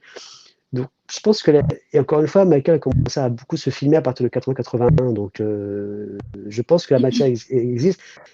Il y avait, je pense, une contrainte d'1h30, et ils se sont dit en 1h30, et j'imagine très bien, voyant un peu comment est le personnage, une fille comme Karen Langford, dire bon, moi, je vais libérer 25 minutes d'images inédites, time-codées à la seconde près, avec des images vraiment, voilà. Elle envoie ça à Nelson George, elle dit vas-y, mon gars, démarre-toi avec ça, tu n'auras pas plus, tu n'auras pas moins, tu n'auras que ça, et fais-moi un documentaire là-dessus. Et c'est quelque chose qui se fait très souvent, hein, ce genre de choses comme ça, où on vous donne ce qu'on appelle des assets, enfin des rushs ou autres, contractuellement, de temps de durée pour faire le truc. Après, il faut se rappeler qu'il y a Nelson George, hein, qui est un biographe, auteur, réalisateur américain, qui a fait des choses pour Michael dans les livrets, il a écrit les notes des livrets The Essential et The Ultimate Collection. Mais parallèlement à ça, en 2005, il écrit des billets virulents contre Michael dans la presse. Bon, bah, ça n'a pas empêché aujourd'hui de retrouver à la tête de documentaire. Donc voilà, je pense que le casting n'est pas forcément le bon non plus. Bon, après qu'ils savaient que le Usher, les Marie-J. Blige, machin compagnie, bon, c'était un peu attendu et opportuniste. La séquence sur TikTok, bon, bah, elle est à l'aune de l'époque. On verra dans 10 ans ce que sera TikTok. Mais il a fallu pour eux qu'ils marquent le coup pour montrer que bah, Michael, c'est une star des réseaux sociaux. Ça m'a pas trop dérangé au finalement. C'est pas ça qui m'a le plus dérangé. Ce qui me dérange le plus, c'est le manque d'histoire, le manque de récit. On se dit, bah voilà, on commence à The Girl Is Mine et on va arriver limite à Victory Tour et We Are the World. Allez, on va dire qu'on prend aussi We Are the World en gros épilogue, voilà, pourquoi pas. Mais ça manque de plein de choses. Et Bob Geraldi n'est pas dans le documentaire. Il a fait Beat It, CSA et les pubs Pepsi. Ils n'ont même pas pris Bob Geraldi en interview. Même d'archives. Il y a Steve Barron. Voilà. Là, au moins, on peut dire qu'il y a oui, Steve Barron. Et en archive. Hein. Et c'est en archive. Hein. C'est pas il y a Matt Forger, on le voit quoi 15 secondes. 10 secondes. Bah ouais. Et tu vois Usher 2 heures. Ouais, c'est pas possible. Bah, et puis, mine de rien, toutes les personnes qui ont vraiment côtoyé Michael dans sa vie perso ne parlent quasiment pas. Parce que Brooke, elle est venue, mais elle a parlé quoi 5 minutes à tout péter, finalement. Ouais, c'est vrai. Mais pour, elle a pas raconté des choses. Ça a été découpé, mais ça. Ah oui, peut-être, mais finalement, je trouve que ça aurait été plus intéressant aussi de voir des gens qui vraiment ont côtoyé Michael dans sa vie perso aussi à ce moment-là. Mais beaucoup n'ont pas voulu. C'est que beaucoup n'ont pas voulu parce qu'ils sont soit en procès avec les States ou soit en froid avec eux, ou eux les respectent pas. Parce que c'est beaucoup de collaborateurs qui disent que les States voilà, les méprisent ou les ignorent. Je pense à Vincent Patterson, par exemple, tu vois, qui encore après le documentaire a été fait, mais il dit, tiens, vous ne même pas contacté, quoi. Alors qu'il était dans Bad 25, Spackley l'a appelé pour Bad 25. Mais là, il est juste danseur et chorégraphe sur Beat It et Thriller, les 2 gros clips de l'album, et le mec, il l'appelle pas. Ouais. Donc, c'est ça, en fait. Donc, et je te rejoins Greg là-dessus, c'est qu'effectivement, bah, pour combler ça, et ben, on te met des Usher, on te met des Mark Ronson, on te met un Raphaël Sadi, qui était déjà là sur The One d'ailleurs. On ressemble un peu tous ces gens-là. Hein, moi, j'ai beaucoup aimé The One, hein, mais The One, c'est fait par Jim Gable, qui est un autre réalisateur qui vraiment, en plus, qui a beaucoup bossé avec Michael. Donc, et puis, c'était fait du vivant de Michael, donc c'est pas non plus la même lecture. Mais Jim Gable, avec The One, il a fait un documentaire formaté pour la télé, mais qui après été vendu en DVD, qui est très géographique, qui est très Michael Superstar. Mais ça fonctionne parce qu'à l'époque, quand c'est sorti, on avait quand même des images sympas dedans qu'on n'avait jamais vues, et on avait un récit. Pour le coup, c'est un récit. C'est chronologique, ça fait le job. Ouais, The One. Bah, finalement, moi, tout ce qui est Usher, tout ça, même vidéo TikTok, quand ils ont parlé aussi des BTS, quand ils ont fait la comparaison avec les autres, moi, ça m'a pas choqué parce que finalement, ça prouve encore aujourd'hui que Michael a de l'influence et que ça continuera toujours. Donc, pour le coup, moi, ça m'a pas choqué. Et si on prend aussi justement en compte que le documentaire serait peut-être plus pour le grand public que pour les fans, bah, ça montre du coup au grand public que vous voyez ce que Michael a laissé et puis ça continue et tout. Donc je trouve ça très bien en fait de montrer que en fait c'est pas parce qu'il est mort que ça s'est arrêté avec lui. Donc, moi je trouve ça très bien et tant mieux que ça continue. Puis c'est vrai que TikTok c'est dans l'air du temps donc de toute façon voilà. Et puis tout ce qui est This Is It, MJ The Musical à la fin. Moi j'ai pris tout ça comme de la pub aussi où au fait, n'oubliez pas, on a parlé de Thriller là, mais n'oubliez pas que ça continue et venez acheter les billets et venez nous voir en fait. Moi, j'ai pris ça vraiment comme de la pub aussi. J'ai trouvé peut-être un peu ça déplacé d'ailleurs de foutre ça là, ça n'a rien à faire là. Mais... Après, ça fait de la pub quoi, mais ça n'a rien à faire dans ce documentaire, je trouve. Ouais, je suis totalement d'accord. Et je voudrais juste rebondir par rapport à ce que disait Richard et toi Anaïs sur les interviews des intervenants qui n'ont pas travaillé sur l'album. Et après, comme je vois qu'on est déjà à 53 minutes de live, on va ensuite parler du sujet qui vous intéresse tous, sur les images du Victory Tour. Mais je ne sais pas si vous avez noté à un moment, je ne sais plus quel intervenant c'était. Dites-moi dans le chat si vous vous souvenez ou vous aussi. Mais je crois qu'il y en a un, à chaque intervention, j'avais l'impression qu'il disait tout le temps la même chose. Il était là, ouais, Michael, c'était le moonwalk, c'était telle danse, c'était ci, c'était ça. Et j'avais l'impression qu'il répétait toujours ces mots-là en anglais, tu sais, un peu pop, un peu fun, Le vraiment de popping, tout ça, là. Voilà, exactement. Ouais. Et le mec, Et le j'ai l'impression Mexicain, non? que dès qu'il intervenait, il ne disait que ça. Mais je sais plus lequel c'est. C'est pas un mec mexicain. Je sais Il n'y avait pas des danseurs mexicains qui C'est décryptaient un pas, peu. c'est les Rich Hampton, c'est les jumeaux, là. C'est Talagloa, Il y a quelqu'un qui dit le chorégraphe. Ouais, le chorégraphe Nicolas nous dit et Michael Keane nous confirme, mais oui. Ouais, de toute façon, oui, c'est Oui, écrit. les frères Thiago, merci Lart. C'est Les ça, frères voilà, c'est ça, voilà. Thiago. Thiago. Merci. Talagloa, Eh voilà. ben, Rich Hampton. leur intervention, j'avais l'impression que c'était 2 phrases qui étaient répétées à chaque fois qu'il les faisait intervenir dans Ça m'a pas choqué. Ça m'a le pas choqué. documentaire. Ouais, ça m'a pas Ça choqué. n'a pas choqué. Non. Ok. Non. Bon, là, En fait, je suis trouve seul que à- ça a duré que sur quelques minutes, en fait, tout ça, je trouvais. Même s'ils l'ont répété plusieurs fois, j'ai remarqué aussi qu'ils l'ont répété plusieurs fois. Ah, Mais ça a j'ai duré pas, que j'avais quelques l'impression minutes que à ce moment-là, je c'était- trouvais. Je sais pas. Bon, de toute façon, il faudra que je refasse un visionnage, mais je me souviens qu'en ressenti, ça a été plusieurs fois et une certaine redondance vraiment dans le documentaire à ce moment-là. Enfin voilà, je voulais juste clôturer un peu cette partie intervenant là-dessus. Et maintenant, bah, je sais que on l'a tous évoqué, c'est presque la plus grosse promesse que nous avait fait la bande-annonce, c'est la qualité, le format des images du Victory Tour. Comment vous avez accueilli ça, vous? Tiens, Yann, je te laisse la parole. Bah, moi, ça a été une belle claque. Alors, je savais que ça existait. Bon, on en rêvait aussi parce qu'on s'est toujours dit, mais pourquoi il n'existe pas une vidéo sur le Victory Tour qui sortirait? On l'a souvent évoqué, hein, on l'a souvent évoqué que c'est un truc qui manque pour les fans les plus durs. Alors, on a toujours dit, ouais, mais peut-être que c'est pas assez vendeur.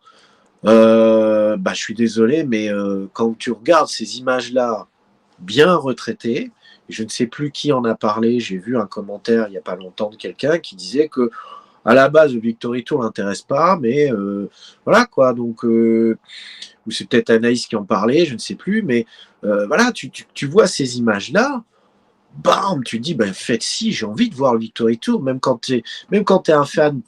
Voilà, tu vois, c'est Anaïs. Même quand tu es un fan hardcore de Michael les frères, non, je peux pas les supporter. Moi, j'aime beaucoup les Jackson, j'aime beaucoup les Jackson 5. Ah, moi aussi. Hein. Voilà, bon. Donc, si tu veux, moi, c'est au contraire. C'est évidemment, j'ai envie de les voir là. Mais même celui qui les supporte pas, quand il voit ça, quand il voit Beat It, quand il voit Billie Jean, quand il voit tous ces morceaux-là de Michael dans cette qualité-là, mais tu as juste une seule envie, c'est de dire, bon, écoutez, Usher, Mary J. Blige, tout ça, dégagez pour regagner du temps et mettez-nous l'extrait en entier, quoi. Mais qu'est-ce que c'est que cette affaire? Bon, alors, Ouais. c'est un choix, effectivement. Peut-être que le choix, c'est de juste montrer que des extraits. Peut-être qu'ils n'ont pas la qualité d'image entière nécessaire pour faire tout un concert. Peut-être qu'ils ont juste que des très bons extraits qu'ils ont trouvés à droite à gauche, qu'ils ont retravaillés et que ça coûte déjà un bras, je ne sais pas. Mais en tout cas, ils ont su mettre l'argent nécessaire là pour faire quelque chose d'intéressant. Donc ouais, il y a un côté frustration énorme. En plus, ça termine là-dessus, quoi. Donc tu te prends une grosse claque, tu vois l'intro là, bam, bam. Ouais. Moi, je sais pas si ça vous a fait ça, mais tu les vois pas après pas sur l'escalier, là, bam, puis alors ils coupent par des images de fans, et tu dis, mais non, revenez sur les frères, bordel. Et t'as juste qu'une envie, c'est que le concert démarre et que tu sois là, quoi. Et moi, j'ai trouvé ça très fort. Maintenant, effectivement, c'est d'une frustration violente, quoi, après. Eh ben, tu vois, c'est ce que je disais, parce qu'en fait, moi, c'est pas que j'aime pas les frères ou que ça m'intéresse pas. C'est en fait la qualité de l'image de base que tu vas trouver sur Internet est tellement pourrie que ça me donne pas envie de regarder. Parce qu'en fait, regarder Michael pour que je le vois tout flou, ça m'intéresse moyen. Tu vois, j'ai envie de le regarder, mais en fait, la qualité vraiment me fait pas accrocher. Et quand j'ai vu ces images-là, justement, où ils descendent les marches, là, mais ça t'impose le truc déjà de base. Et t'es là, non mais c'est vrai, ça t'impose le truc, tu dis waouh, ça envoie du lourd quoi, et t'as envie de regarder la suite. Et je pense pas qu'ils aient travaillé tout un concert ou ou quoi que ce soit. Je pense que limite ils veulent juste mettre l'eau à la bouche, en fait.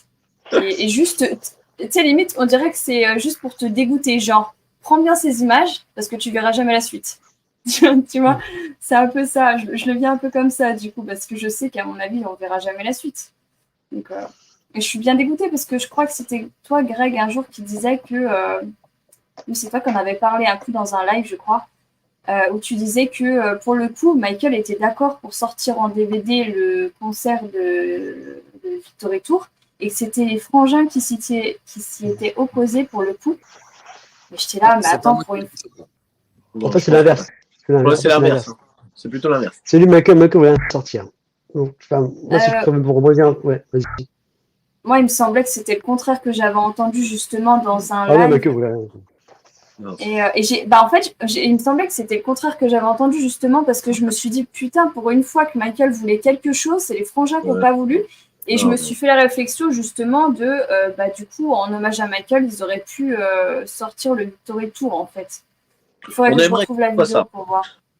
Bah, non, mais ou alors j'ai mal compris, hein, c'est possible. Mais il faudrait que je retrouve cette vidéo justement. Et c'était Greg, c'est sûr.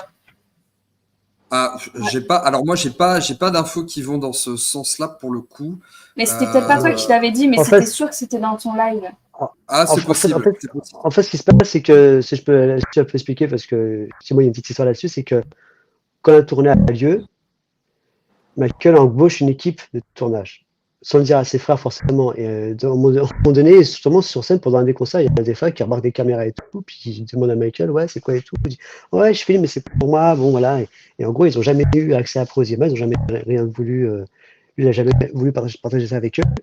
Effectivement, quand il y avait un projet de sortir le concert à l'époque en VHS, hein, parce qu'à l'époque on avait ça, et ça a été tué dans l'œuf. Michael a sorti aucune de ses tournées à part le Bucarest, et encore il a sorti ça en 2004, hein, donc il a quand même mis du temps à sortir un concert qui était vu de 12 ans dans le coffret Ultimate en officiel.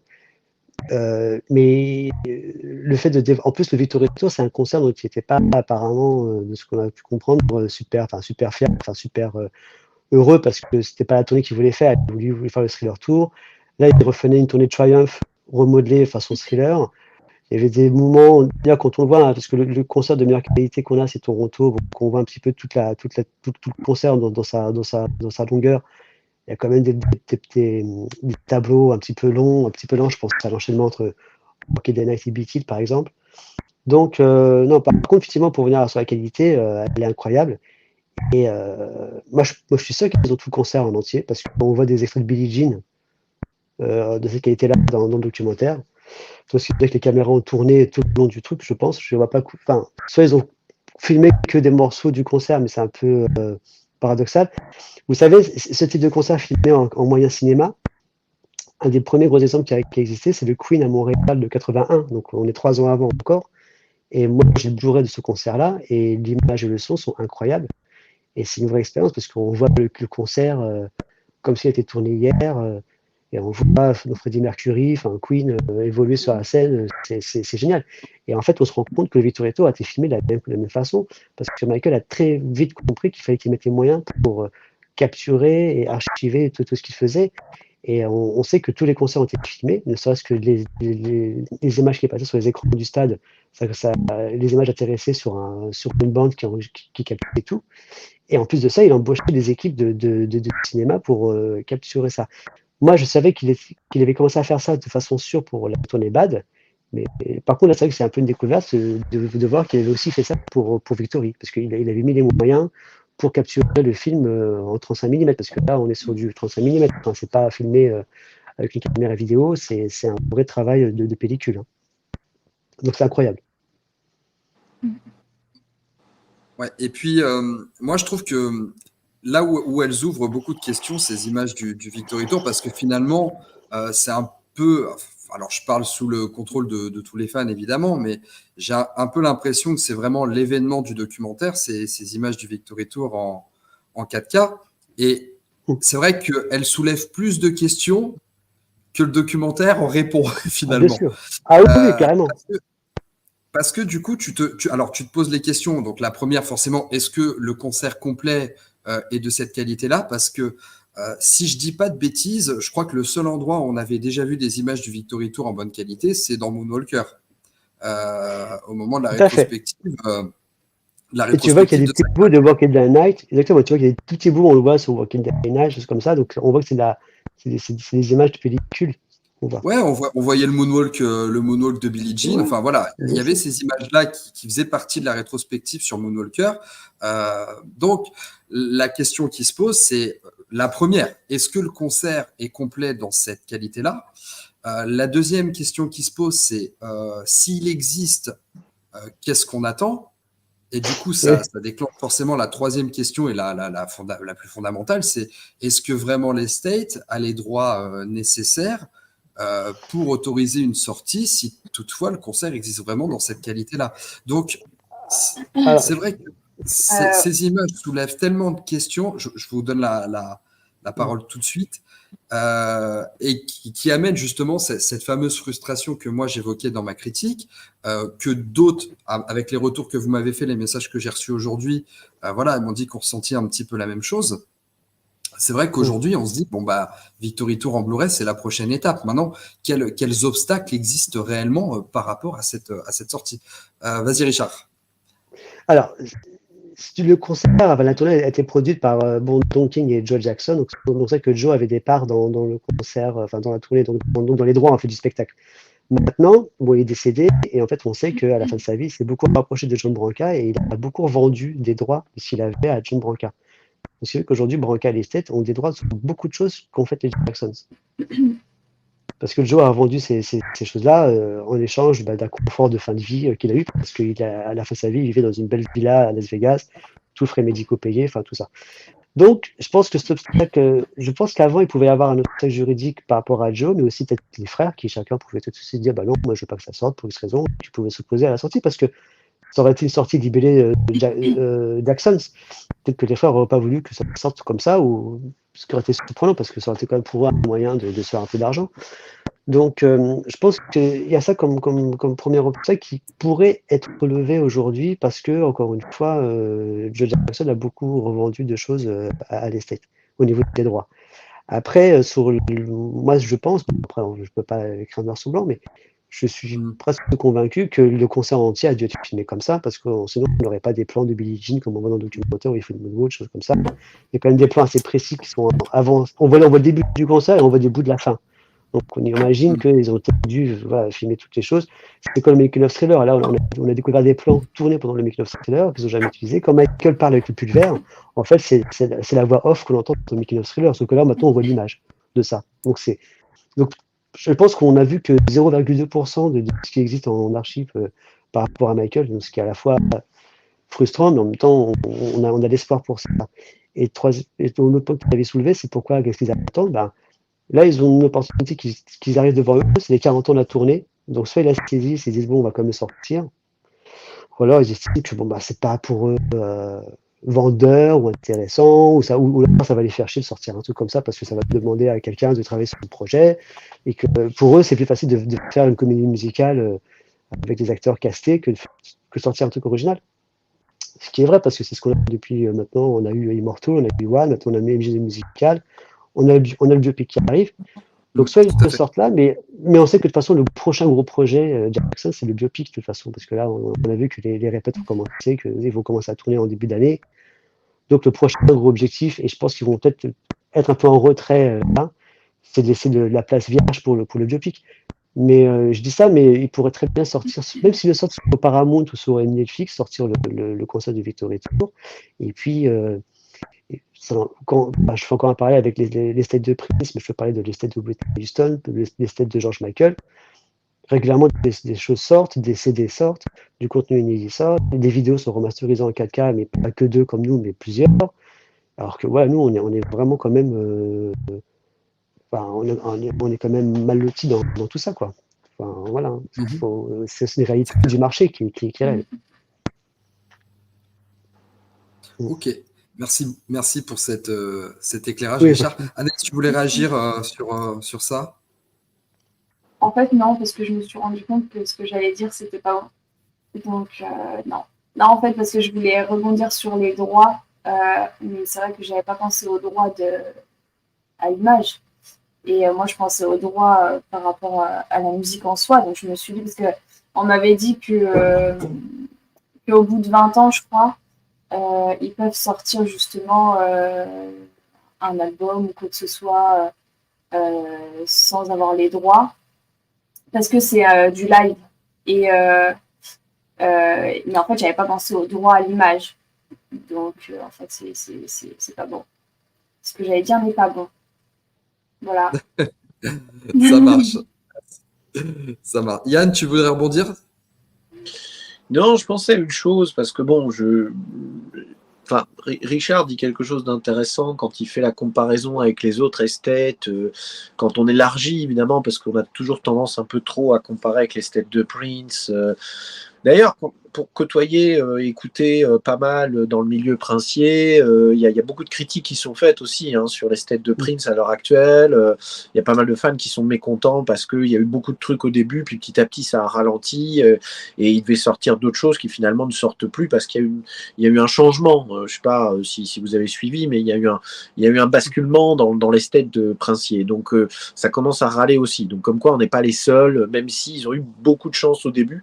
Mais il semblerait que ça commence un peu à se ralentir. Bon, mais c'est vrai qu'on a un sentiment que l'esthète de Jackson est vraiment à côté de la plaque par rapport à d'autres esthètes, comme là, Richard parlait de George Michael, on pourrait penser à David Bowie aussi, on pourrait penser à d'autres éléments. Il y a des tas de choses qui sont sorties sur les Beatles, sur les Doors.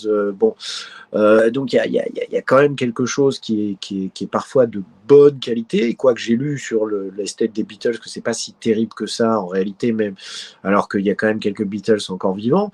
Bon, il y a des questions à se poser. Est-ce qu'un DVD Blu-ray de Victory Tour se vendrait?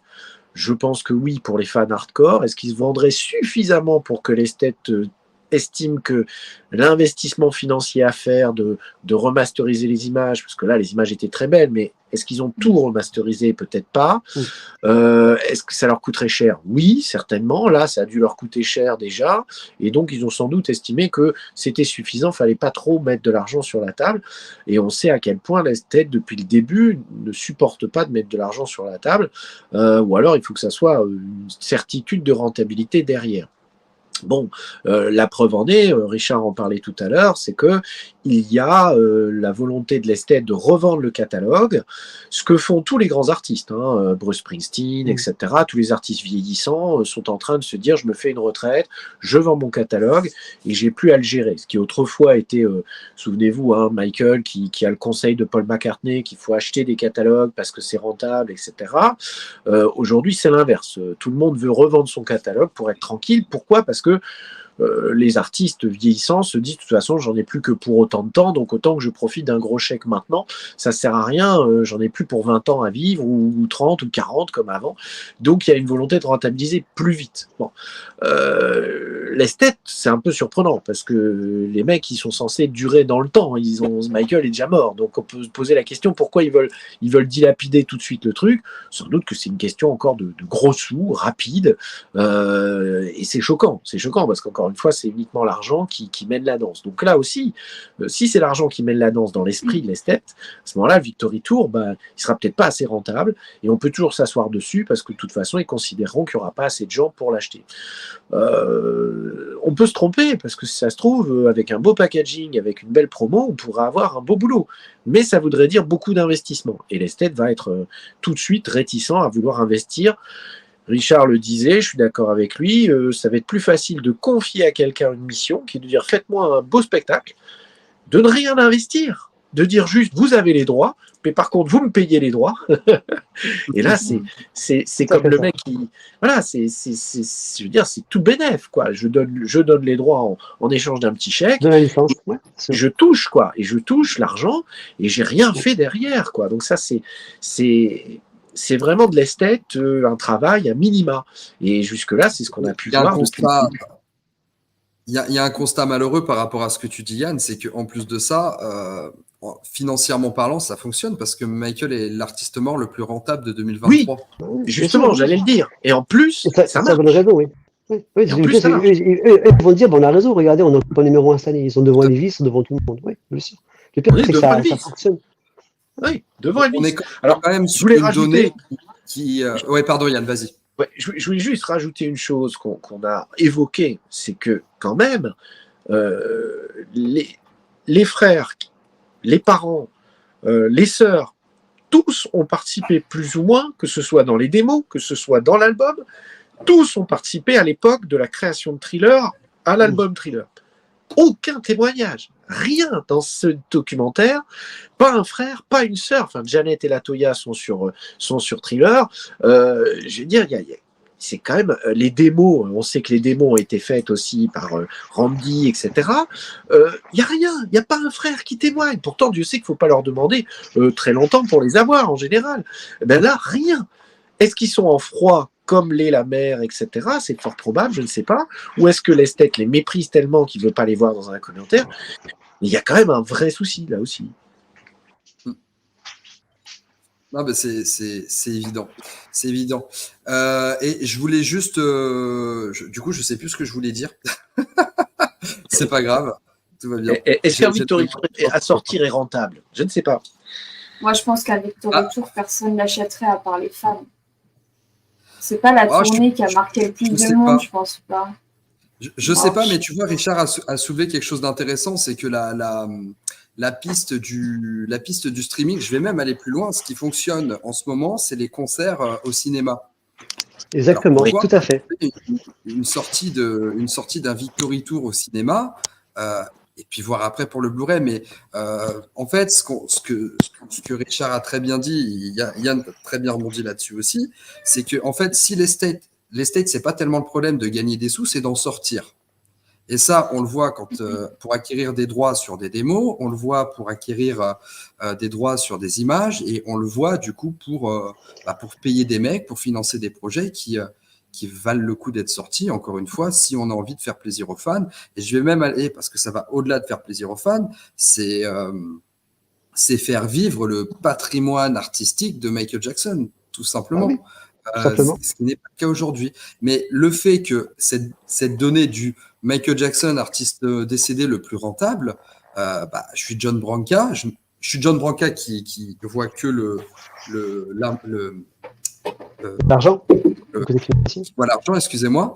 Je me dis, pourquoi je m'emmerderais à aller faire un Victory Tour en Blu-ray alors que je suis le plus rentable de tous les artistes morts? Bien sûr, tout à fait raison. Mais c'est vrai que je te rejoins. Pardon, donc évidemment, moi j'ai déjà entendu des fans, faut boycotter l'estate, faut boycotter l'estate, mais ouais, je veux bien, mais comment on fait pour boycotter l'estate? Parce que d'un autre côté, on a un Thriller 40 qui sort avec 10 inédits, je pourrais pas m'empêcher de l'acheter, ce serait pas possible. Oui, puis il y a un effet pervers, c'est-à-dire que si tu l'achètes pas, l'esthète se dit, vous voyez, ça se vend pas, donc on va pas se casser le tronc. C'est ça. Donc c'est vraiment. Ça pense dans la queue, mais c'est vrai que moi je pense que l'économie du streaming, parce que ça serait quelque chose de plus simple à mettre en place. Et il y a plein de documentaires qui sortent. Moi là j'ai vu le documentaire de Wham qui est superbe, j'ai vu celui de George Michael qui s'est passé au cinéma qui est super aussi. Il y a des concerts qui passent en salle, qui sont, même si c'est une semaine ou quelques jours, ça fait un événement, c'est retenu comme un spectacle. Donc, je suis pas une place de cinéma pour revoir un spectacle sur grand écran. Donc, je pense qu'il pourrait jouer là-dessus et se dire, il pourrait faire une espèce de package, il mettait 3 clips de Thriller et puis après, il mettait le Victory Tour. Ça fait une espèce de grosse séance qui durerait 2 heures, 2 heures et demie. Et qui serait pas mal. Mais au lieu de ça, voilà, il joue sur le côté, on vous met 10 secondes par-ci par-là, on vous met des choses par-ci, des choses de façon très très furtive, voilà. C'est toujours très furtif avec eux, c'est toujours comme ça. Bon, après, c'est un vrai problème de droit qui est notamment lié aux photos, parce que moi là, je viens de découvrir qu'avec Sam Emerson, le photographe qui a bossé depuis 10 ans avec Michael, ils ont très longtemps d'avoir toutes les photos que Sam Emerson a prises parce qu'il en a gardé beaucoup.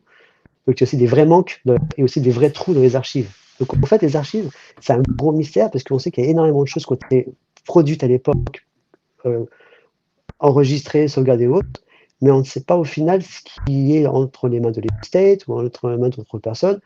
On pourrait parler là, des bandes de masters vendues aux enchères de l'époque historique. Ouais, donc il y a des choses comme qui sont assez intrigantes et flippantes, là où Prince, je pense, a très vite tout ranger, archiver PC Park, et ça sortait pas. Et pour sortir, il fallait passer des tests, différents tests, j'imagine, qui fait que, bon, bah, rien n'a enfin, les choses ont fuité, mais on n'est pas comme sur Michael où Je vois qu'il n'y nous, avait rien qui sortait et tout était travaillé sur place, forcément, tu vois, à Minneapolis. voilà, ouais, bah, après, il y avait des fuites malgré tout, bon, ça arrivait, mais je veux dire, Michael, là, on est quand même sur un truc qui est mal géré. On a des multitracks qui ont leaké, des surleakés. Je vois pas d'autres artistes sur qui il y a autant de multitracks qui ont leaké. Je ne le vois pas. J'ai du mal à trouver un équivalent à Michael dans le leak des multitracks. Donc maintenant, bon, c'est ça bon, on est réduit à ça. C'est de capitaliser là-dessus. Bon, bah, tant pis, hein, c'est pas grave. Mais bon, c'est triste. Parce qu'au final, nous, on est là, comme disait Diane, si on n'achète pas, et on dit, bah, ça se voit pas, on n'en fera plus. Et si on achète, on est des corrompus qui donnent de l'argent à l'État. Mais bon, bah, après, on est passionné, on veut aussi vivre des choses. Bah, Quoi. c'est Donc, ça, si un jour il sort quelque chose, forcément tout le monde va aller l'acheter. Tous les bah fans, oui. pour le coup. Mais Bien sûr. là, c'est logique. Streamer 40, malgré sa qualité bancale, on l'a acheté, quoi. Pour moi, j'ai pas acheté le Même vinyle. si on critique, Ouais. parce que le Bien peu sûr. qu'on a à se mettre sous la dent, on va le garder. Je suis désolé, mais ce documentaire-là, avoir en bonne qualité des extraits du Victory Tour, des extraits de tous ces moments de la Thriller Mania, y compris The Girl Is Mine, y compris, on n'en a pas parlé, mais les images de Beat It qui étaient inédites, Incroyable. qui sont magnifiques, du making-of, etc. Ces images-là, on a envie de les avoir. On a envie de les avoir. Et comme disait Richard, pour 25 minutes d'inédit, ben ouais, on va payer s'ils sortent en DVD ou en Blu-ray. On va le faire. Mais il n'empêche que, c'était Greg, je pense, qui en parlait, il y a un peu l'impression que derrière le capot, quand on soulève le capot de la belle Lamborghini, il manque le moteur, quoi. Il y a quelque chose qui manque, quoi. On est sur un bon dessert, mais ils ont oublié de mettre le chocolat dans le moelleux, quoi. Donc, voilà, il y a quelque chose qui bug. Et encore une fois, moi j'ai tendance à dire en vieux professeur, c'est du médiocre. C'est du médiocre parce qu'on sent qu'il y a un potentiel de dingue. Il y a un potentiel de dingue, mais ils vont pas jusqu'au bout. Ils vont pas jusqu'au bout. C'est de l'à peu près, c'est de l'amateur. Et on se dit quand même, pour un album qui a vendu plus de 100 millions, même si personne, à chaque fois, les gens veulent rabaisser à 60, 70, non, on est à plus de 100 millions, arrêtons de déconner. Pour un album de cette acabit, de cette grandeur-là, qui reste le premier album d'un artiste solo le plus vendu de tous les temps, il aurait fallu un documentaire qui soit un peu plus à la hauteur. Ah oui, là, à la limite, un documentaire, enfin, peut-être que je vais loin, mais qui méritait une sortie en salle, qui méritait un décorum, une promo plus. Là, moi, j'ai vu aucune affiche nulle part. C'est sur Paramount, bon, c'est sur la page d'accueil, mais bon, voilà, c'est pas non plus le truc qui est en premier par rapport à la série Daryl de Walking Dead. Je comprends après, bon, je veux dire, ça sort un peu, et nous, on le sait parce qu'on est fan dans ce truc, mais ça sort dans une indifférence qui est quand même assez grande, quoi. Mais comme le CD de Thriller 40 l'année dernière, Ouais. c'est Oui, c'est ça. C'est sorti. anonymat, C'est sorti confidentiel, quoi. Il faut confiance aux influenceurs pour faire la pub. Ouais, mais il n'y a pas vraiment eu de promotion et puis ils ne se sont pas foulés, quoi, surtout pour le plus gros album le plus vendu. Ils ne se sont pas foulés, quoi. C'est pas comme si c'était un autre album, à la rigueur. Même ça ne serait pas forcément passé aux yeux des fans, mais voilà, là on parle de Thriller et puis ils ne se sont pas du tout foulés, quoi.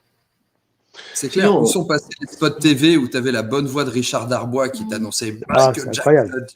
Ah ouais, le truc qui faisait limite peur quand même. Ça faisait limite peur quand même. Parce que même sur la 25, finalement, elle a une vraie promo, quoi. Sur la 25, tu sais ce que c'était, mais il y avait une vraie promo, quoi, pour le coup. Ouais. Bah, Thriller 25, ce sera le sujet d'un un peu plus tard. Je vous en parlerai en temps et en heure. Bon, on a fait déjà 1h20, les copains. Ouais, c'est ce que j'allais vous dire. Je vois qu'on est déjà à 1h20. On a un peu dépassé le timing, mais bon, c'était cool quand même. On va conclure du coup un petit peu tout ça. Donc, pour ne pas citer Yann Merlevet qui m'a dit peut mieux faire en parlant du documentaire. Donc voilà, un petit mot de la fin sur le documentaire de Thriller. Anaïs. Bah, écoute, moi je suis toujours contente de pouvoir voir ces images inédites, même si voilà, je connais déjà un petit peu, mais voilà, je prends ce qu'il y a à apprendre encore une fois. C'est qu'on a tellement peu de choses que je pense qu'y apprend, je suis toujours contente de voir des choses inédites. Mais forcément, on attend toujours plus. Mais je pense qu'il ne faut pas se leurrer. Je pense on n'aura pas grand-chose. Donc, bon, après, voilà. Moi, après, ça m'a fait quand même... prendre conscience de certaines choses quand j'y ai vu. Et puis, mine de rien, tu vois, quand ils ont parlé aussi de Motown, pour l'anniversaire de la Motown, quand ils disaient que justement tout le monde se levait, enfin on voit sur la vidéo que tout le monde se lève quand Michael commence à danser et tout. Et mine de rien, moi du coup je n'étais pas là et j'ai pas conscience en fait vraiment de tout l'impact réellement que Michael a eu parce que je sais que c'était une certaine époque et puis que voilà, je pense que ça serait sorti à notre époque, ça n'aurait pas eu le même effet. Malgré ce que Usher dit à un moment donné, il dit que si Thriller serait sorti à notre époque, ça aurait eu le même effet. Moi, je suis pas sûre. Parce que, mine de rien, maintenant, avec Internet et tout, c'est pas la même chose. Euh, mais, euh, mais ça m'a fait prendre conscience que, du coup, bah, les gens vraiment étaient vraiment à fond, quoi. Ils s'attendaient vraiment pas, comme c'était tout nouveau, ils s'attendaient vraiment pas à ce qui allait se passer. Les Jackson sont partis de la scène. Et en fait, ils sont là à se dire, mais qu'est-ce qui va se passer maintenant et là, du coup, ils découvrent Michael solo, quoi. Alors que moi, quand je regarde la vidéo, par exemple, bah, je sais ce qui va se passer. Donc, en fait, ça me choque même pas, quoi. Je suis même pas sur le cul, finalement, parce que, voilà, je connais le truc. Donc, mine de rien, des fois, ça te fait prendre conscience de l'impact vraiment qu'il a eu sur les gens à cette époque-là. Donc, je trouve que c'est toujours bien de pouvoir se remettre ça en tête parce qu'en fait on oublie, on écoute la musique comme si bah, c'est de la musique quoi, voilà, c'est Michael, on adore et tout, mais on n'était pas là à cette époque-là pour voir l'impact que ça a eu et du coup on en oublie ça. Donc je trouve que c'est bien aussi pour ça, tu vois, de pouvoir revivre entre guillemets ce moment-là, tu vois. Donc Ça voilà, je suis marche. contente. Merci Anaïs. Richard? Bah écoute, je continue de penser que c'est un rendez-vous manqué à bien des égards. Je suis très heureux d'avoir découvert toutes ces images inédites, mais pour moi, encore une fois, je reviens là-dessus. Ce qui me gêne, c'est si je vais un peu plus loin, c'est un documentaire qui s'inscrit dans les archives de Optimum Productions, donc la boîte de prod de Michael pour ses vidéos, à côté de The John Continues, de The Magic Returns, des émissions du Batour, de la vidéo Dangerous sur le film, ce qui étaient des projets, voilà, où on nous prenait par la main, on nous montrait des images bien agencées, bien séquencées, où il y avait un vrai rythme, voilà, où en fait le temps filait, le temps passait très vite. Et moi, en regardant ce documentaire, je terminerai là-dessus, c'est que j'ai trouvé, à un moment donné, je regardais ma montre et j'ai dit, ah ouais, ça fait qu'un quart d'heure. Je trouvais que c'était assez poussif dans le rythme en fait aussi. Par moment, les images inédites me ramenaient à un enthousiasme que je n'avais pas sous le reste du documentaire. Quand je voyais les plans longs sur la pochette, sur les consoles, sur les micros, ça m'a plombé le truc et du coup ça continue de me faire penser que ils ont bidouillé ils ont gardé le brouillon, en fait, ils ont gardé le brouillon d'il y a un an. En plus, ils ont retiré des plans, ça je vous l'ai pas dit, mais ils ont retiré des plans où Michael danse sur Billie Jean seul. Ils ont tiré des plans comme ça, donc voilà. Donc ils ont même raccourci encore un peu la chose, et au final, ben, c'est totalement inégal. Et pour moi, c'est pas digne de Thriller, qui est juste l'album le plus long de tous les temps. Voilà, ce serait bon, un album mineur ou un mix, mais on est quand même sur Thriller, quoi. Donc, alors que je dirais qu'il peut mieux faire, peut largement mieux faire. Ça marche. Merci beaucoup Richard. Yann? Ouais, pas mal de choses ont été dites. Moi, j'ai tendance à dire que je suis pas sur un rendez-vous manqué, mais sur une sorte un bilan mitigé. Voilà. J'ai tendance à dire qu'on est sur un bilan mitigé. J'aurais tendance à dire grand public, on pourrait donner une note qui est autour de, je sais pas, 16, 15, alors que pour les fans, c'est 10, peut-être 11 pour vraiment ceux qui sont les plus excités, quoi. Donc, il y a des tas d'éléments, il y a un potentiel qui est là. Et puis, il y a une sorte d'alchimie qui prend pas à un moment donné parce qu'on va pas aussi loin qu'on aurait pu aller. Je crois que c'est sur X, parce qu'on dit plus Twitter maintenant, sur X qu'on a notamment une critique de Damien Chills, vous savez, qui est un des spécialistes de Jackson aussi.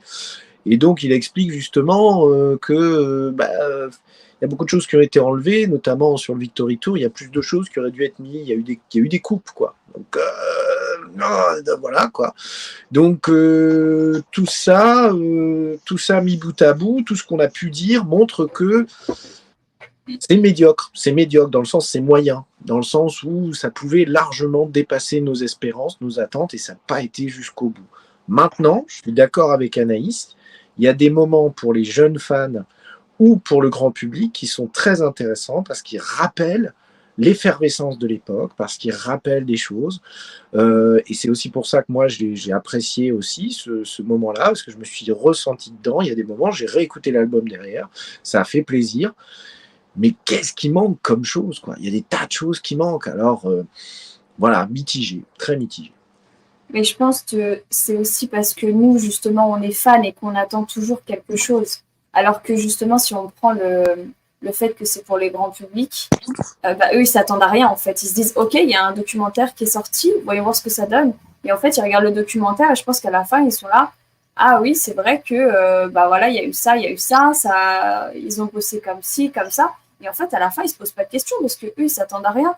Tu vois, Greg, quand je te parlais justement que j'étais hyper excitée à l'idée de voir le documentaire et que j'étais comme une folle parce qu'il y a des nuits où j'arrive pas à dormir parce que j'attends qu'une chose, c'est que le documentaire sorte et que je m'imagine déjà devant ma télé à me dire oh putain, j'ai trop hâte. Ben, en fait, il y a cet engouement qu'on se crée avec le temps et en fait, quand on regarde le documentaire, on se dit ouais. En fait, je m'attendais à beaucoup plus de sessions d'enregistrement en studio, par exemple. Et c'est pour ça, en fait, on a eu le temps d'avoir cet engouement pour le documentaire. Et en fait, à la fin, on se dit, c'est comme Thriller 40, quoi. Je suis un peu deg parce que finalement, on n'a pas eu vraiment d'inédit. C'est cool d'avoir un support parce que j'adore ça. Mais on les connaît déjà, quoi. Donc, il y a forcément un petit peu de déception derrière, quoi. Mais bon. Ça marche. Oui. Merci à vous trois pour vos retours. Bon, je vais clôturer brièvement ce conseil de classe. L'élève estate. L'élève Est-ce Branca. est-ce qu'on va lui mettre les encouragements ou pas? Bon, il redouble. Alors, si c'est Branca, il redouble. Non, on ne le fait pas redoubler, on le vire. On le vire, ouais. Il exclut. De discipline. Bon, alors, concernant le documentaire, en fait, moi, j'ai envie un peu de clôturer le live justement en répondant à une question qui est revenue pas mal sur le chat, qui est revenue aussi dans les commentaires de la vidéo et des différents échanges que j'ai eu avec chacun. C'est est-ce que Bad 25 avait pas mis la barre super haute qui fait qu'aujourd'hui, on peut avoir une déception par rapport au documentaire? Moi, j'ai envie de vous dire, c'est pas tellement Bad 25, c'est je pense juste quel degré d'exigence on doit avoir par rapport à un documentaire sur Thriller. Et évidemment que ce degré d'exigence, on n'aura pas tous le même baromètre, ce qui est totalement normal.